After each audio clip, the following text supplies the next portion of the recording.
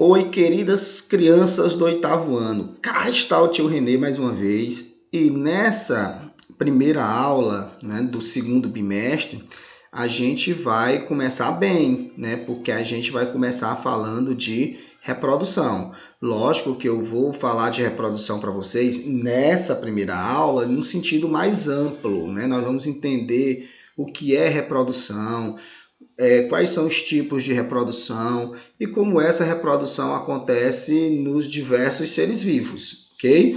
Mas em aulas futuras a gente vai tentar focar esse assunto cada vez mais na gente, ou seja, em nós seres humanos. Mas enfim, vamos pensar no presente, esqueçamos as aulas do futuro, né? Então, para a gente falar desse lindo e maravilhoso assunto que é a reprodução, vamos direto para o próximo slide.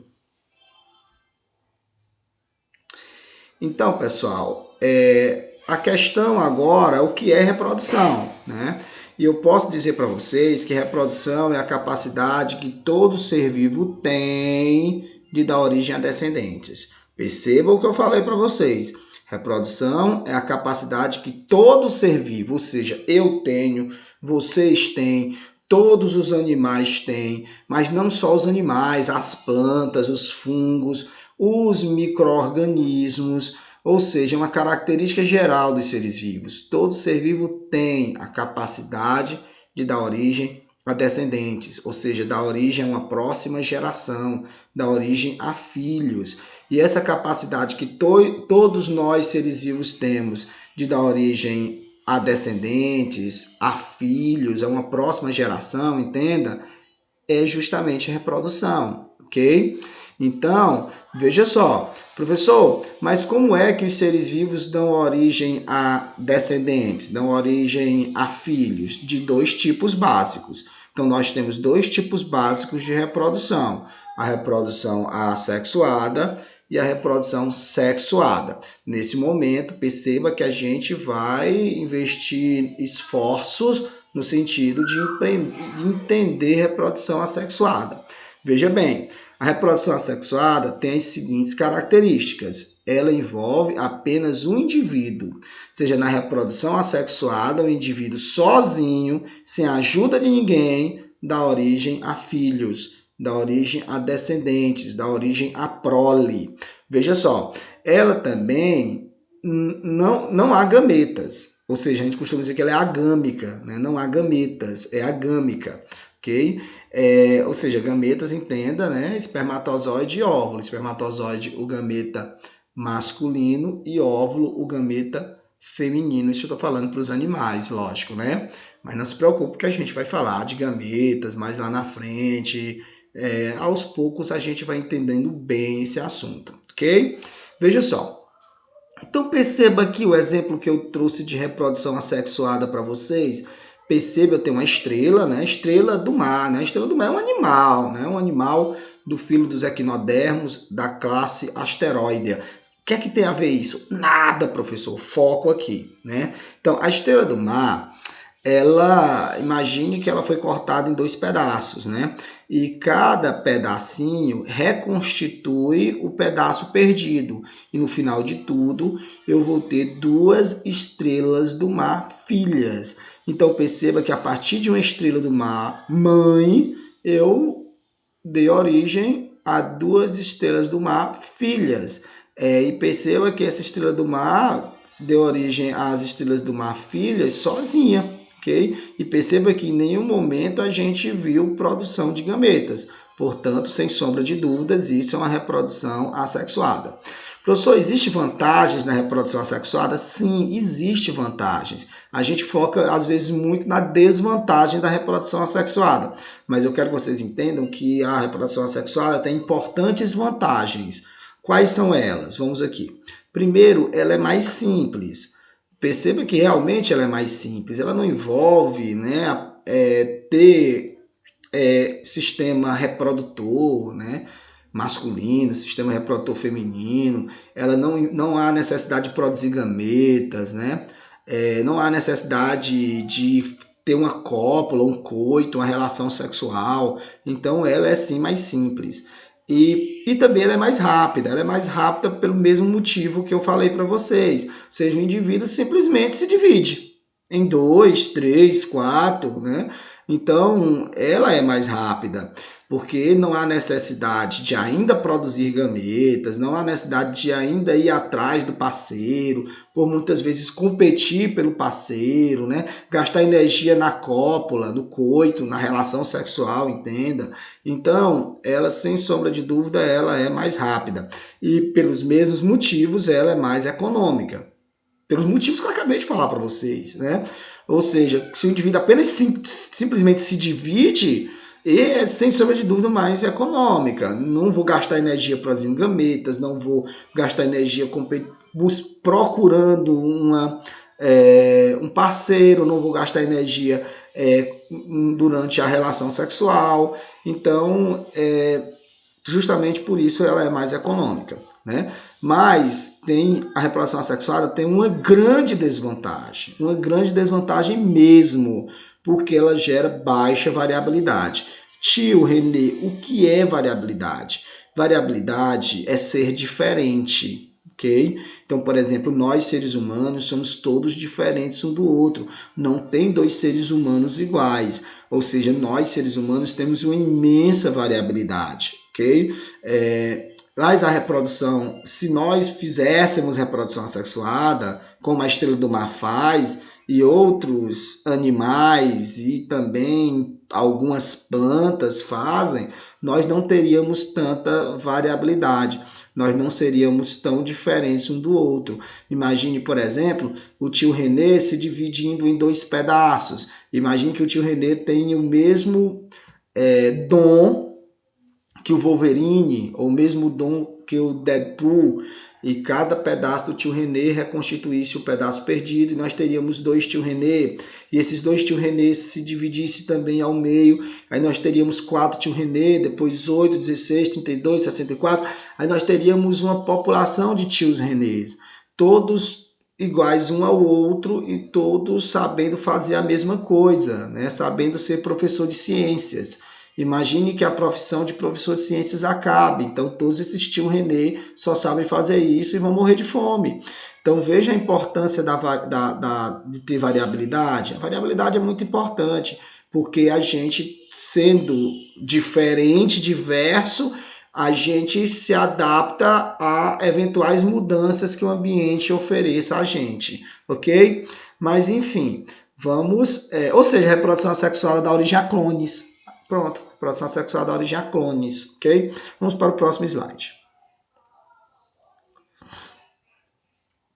Eu quero apresentar aqui para vocês os principais tipos de reprodução assexuada, os principais, né? O primeiro que eu quero falar para vocês é a bipartição. A bipartição que a gente pode também chamar de divisão binária ou cisciparidade. A bipartição é algo típico de organismos unicelulares, né? Então, a bipartição é quando um organismo unicelular se divide em 2 outros, né? Eu trouxe aqui como exemplo para vocês uma bactéria, né? Perceba que essa bactéria, a bactéria mãe, se dividiu em 2 bactérias filhas, né? Então, o nome disso é bipartição. Então, é quando um organismo unicelular se divide em 2 outros organismos unicelulares, ok? Mas nós temos também a regeneração. A regeneração é inclusive aquilo que a estrela do mar fez no slide passado. Eu trouxe aqui como exemplo para vocês a planária, né? A planária que também é um animal, né? Um platelminto, okay? Turbelária, enfim. Imagine aqui, eu pego a planária, né? Que é um vermezinho de vida livre, né? Vive ali na água doce, no oceano também, né? Mas vamos falar da água doce. Então, imagine que eu pego a planária e corto em 3 pedaços, né? E cada pedaço da planária regenera, reconstitui o pedaço perdido. E, de repente, eu vou ter 3 planárias. Então, o nome disso é regeneração, ok? Tranquilo? Então, também é a reprodução sexuada. O indivíduo sozinho deu origem a esses descendentes, ok? Não teve gametas. Aí nós temos a propagação vegetativa, né? A propagação vegetativa, também chamada de fragmentação, é muito comum nas plantas.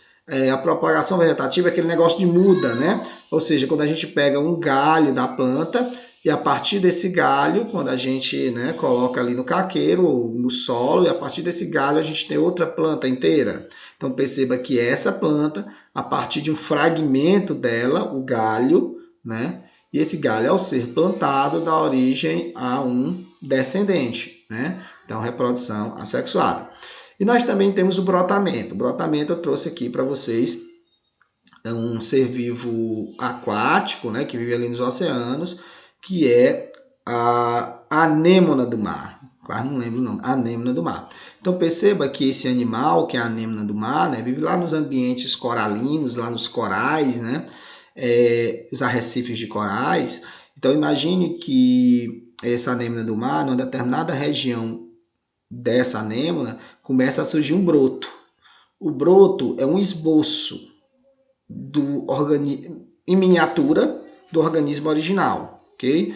Aí ó, o broto está se desenvolvendo até que o broto está todo formadinho, e quando o broto está todo formadinho, você percebe que realmente é uma miniatura do indivíduo original. Aí esse broto se destaca, né, e vai ter vida independente, reprodução assexuada. Mas é bem verdade que pode ser que o broto fique preso ao organismo materno, formando colônias. Isso é possível também, ok? Então, brotamento. E vamos para o nosso último slide. Então, agora vamos para o outro tipo de reprodução que eu disse para vocês, que é a reprodução sexuada. E, obviamente, vamos começar direto com as características da reprodução sexuada. Então, a primeira característica que eu posso citar para vocês da reprodução sexuada é que ela geralmente envolve dois indivíduos, né? Então, o macho e a fêmea. Eu digo geralmente porque existe sim na natureza alguns indivíduos, algumas plantas, alguns animais, né, que são hermafroditas, né? Ou seja, esse animal, por exemplo, que é hermafrodita, ele tanto produz o gameta masculino quanto o gameta feminino. Então ele mesmo se fecunda, né? Se fecunda. Isso acontece, por exemplo, com a solitária, com a tênia, que vive lá no intestino de algumas pessoas, né? A tênia hermafrodita. E ela faz reprodução sexuada e sozinha, né? Porque ela mesma produz o gameta masculino e ela mesmo produz o gameta feminino. Então ela só é sozinha mesmo, né? Tanto é chamada solitária. Mas geralmente a reprodução sexuada envolve dois indivíduos, o macho e a fêmea, né? E a produção de gametas, o macho produzindo seu gametinha masculino, espermatozoide, e a fêmea produzindo o óvulo, ok? E qual é a vantagem da reprodução sexuada? A reprodução sexuada tem uma imensa vantagem, que é gerar variabilidade. Por quê? Porque quando o espermatozoide se encontra com o óvulo, num fenômeno lindo e maravilhoso chamado de fecundação ou fertilização ou concepção, né, tanto faz, produz-se uma primeira célula, né, que é a célula ovo ou zigoto. Então nós começamos a partir de uma célula, a célula ovo ou zigoto. E nessa célula ovo ou zigoto a gente tem a mistura do material genético da mãe, e esse material genético veio através do óvulo, com a mistura do material genético do pai. Esse material genético veio a partir do espermatozoide. Então, esse zigoto vai ter um material genético diferente do material genético do pai e diferente do material genético da mãe. Na verdade, a mistura do material genético dos dois. E esse zigoto vai se desenvolver no sentido de formar um novo indivíduo. E esse novo indivíduo, ele é diferente do pai, ele é diferente da mãe, ele é um indivíduo único, só existe ele. E, portanto, inclusive se esse pai e se essa mãe tiver outros filhos, esses outros filhos vão ser diferentes do pai, vão ser diferentes da mãe e vão ser diferentes dos outros irmãos. Então essa é a grande vantagem. Esse ser diferente eu chamo de variabilidade.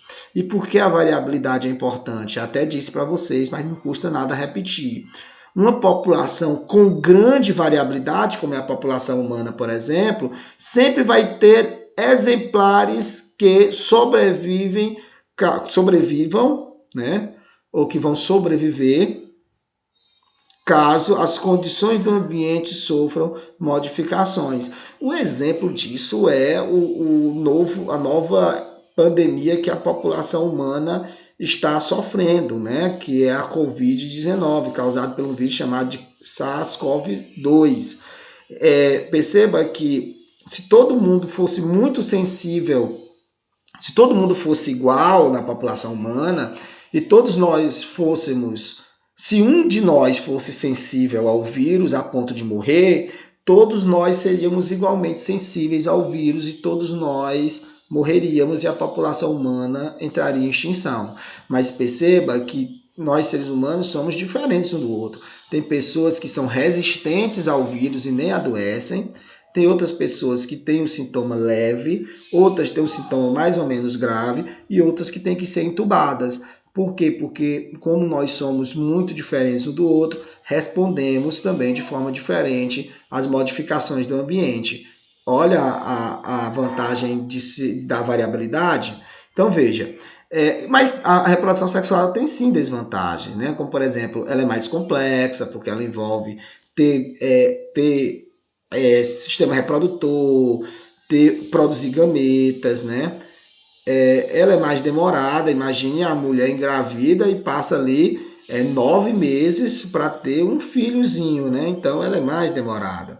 Então, além dela ser mais demorada, ela gasta mais energia. Você gasta energia produzindo gametas, você gasta energia indo atrás do parceiro, competindo pelo parceiro, mantendo a relação sexual, seja cópula ou coito, né? Mas a vantagem é tão grande que compensa essas desvantagens. Então, tchau, pessoal. Esse é o primeiro tema de vários outros temas que a gente vai falar de reprodução e de sexualidade. Tchau, pessoal. Até nosso próximo encontro.